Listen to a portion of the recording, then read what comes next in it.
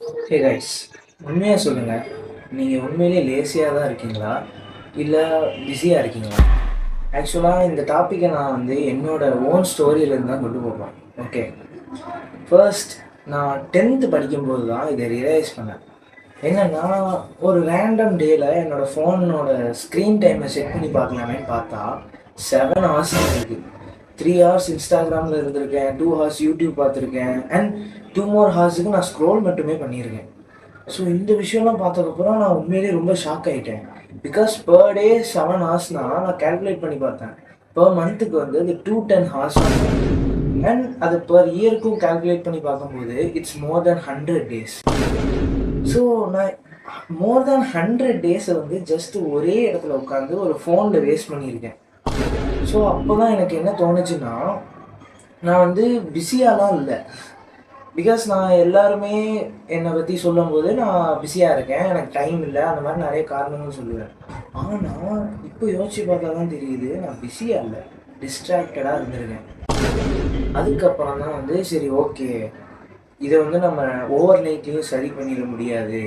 அதனால் நான் ஜஸ்ட் ஒரு 3 ரூல் போட்டுக்கிட்டேன். என்னென்னா, ஃபர்ஸ்ட்டு காலையில் எந்திரிக்கிறோம் தெரியுமா, அப்போ வந்து ஃபர்ஸ்ட் 30 minutesக்கு ஃபோன் பக்கமே போகக்கூடாது. அதான் ரூல் நம்பர் 1.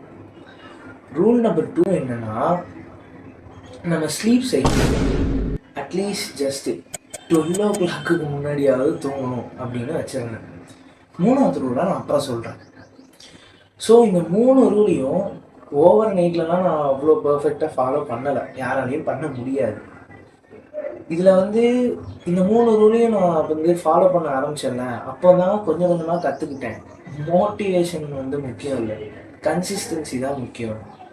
ஸோ நீங்கள் அந்த பிளானை சொதப்புறீங்களோ இல்லையோ, இல்லை கரெக்டாக பண்ணுறீங்களோ இல்லையோ, உங்களுக்கு டைம் கிடைக்கும்போது அந்த பிளானை எக்ஸிக்யூட் பண்ண முடியும்னா அதை பண்ணிடுங்க.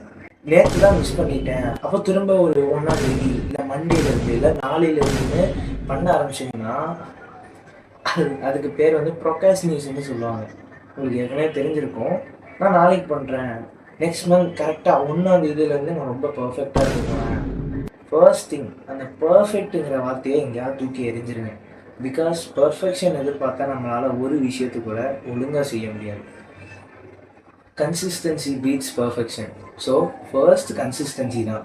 உங்களால் எவ்வளோக்கு எவ்வளோ ஒரு விஷயத்த கன்சிஸ்டண்ட்டாக பண்ண முடியுது. இப்போது 1 வீக்கில் 7 days இருக்குது.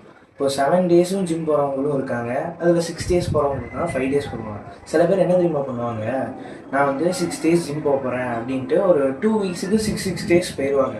பட் அடுத்த வீக்கில் 5 days தான் போயிருப்பாங்க, ஒரு நாள் மிஸ் ஆகிருக்கும்.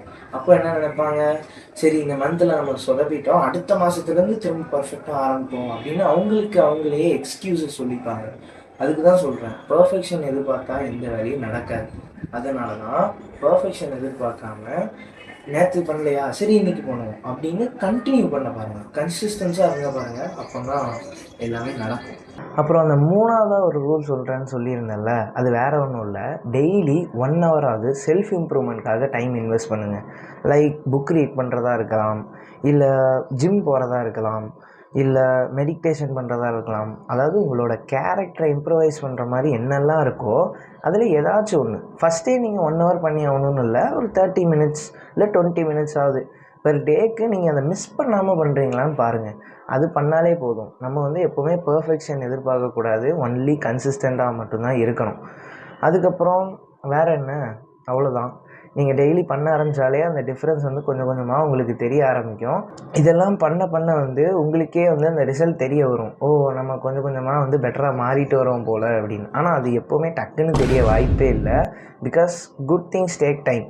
அது வந்து சும்மா சொல்லலை அந்த கோட்ஸை, இப்போ தான் எனக்கே புரியுது. பிகாஸ் நான் வந்து இந்த 3 ரூலையும் வந்து 11th standard படிக்கும் போது வந்து ஃபாலோ பண்ண ஆரம்பித்தேன். இப்போ வந்து கிட்டத்தட்ட அரௌண்ட் 2 years ஆக போகுது. ஸோ 2 yearsஸாக நான் வந்து என்னால் முடிஞ்ச அளவுக்கு கன்சிஸ்டண்ட்டாக அதை பண்ணிகிட்டே வந்தேன். அதனால தான் வந்து இந்த அளவுக்கு டிஃப்ரென்ஸ் என்னால் ஃபீல் பண்ண முடியுது. ஸோ இதே டிஃப்ரென்ஸை உங்கள் லைஃப்பில் நீங்களும் ஃபீல் பண்ணணுன்னா இந்த வீடியோ பார்த்து முடித்தோடனே அந்த 3 ரூலுக்கு ஏற்ற மாதிரி நீங்களும் ஏதாச்சும் ஸ்டார்ட் பண்ணுங்கள். அப்புறம் நீங்களே நோட்டீஸ் பண்ணுவீங்க கொஞ்சம் நாள் கழிச்சு. அண்ட் இந்த வீடியோ வந்து உங்களுக்கு உண்மையிலே யூஸ்ஃபுல்லாக இருந்துச்சுன்னா ஒரு லைக்கை தட்டி விடுங்க. அண்ட் அதே டைமில் இந்த மாதிரி ரியலான கண்டென்ட்ஸ்லாம் உங்களுக்கு வேணும்னா மறக்காமல் சப்ஸ்கிரைப் பண்ணி வச்சுக்கோங்க. பை.